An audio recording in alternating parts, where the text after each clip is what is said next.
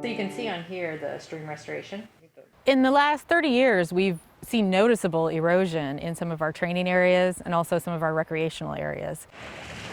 So losing that land is a really big problem.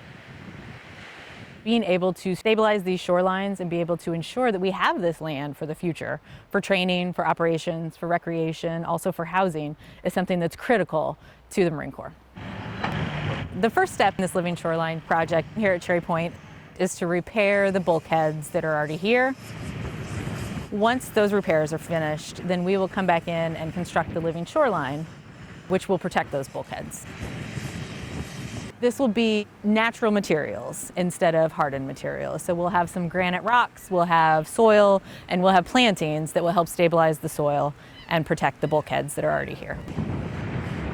We've seen hardened structures work to some extent, but not alone.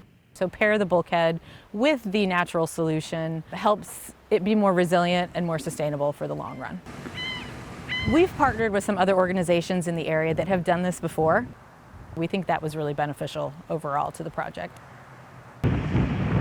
Fixing the bulkheads was something we needed to do, but being able to add on this extra layer and being able to do something a little bit more, a little bit bigger to make sure that it was successful for the future, I think really encapsulates, what the Marine Corps does. We're always willing to take that extra step and always do our best.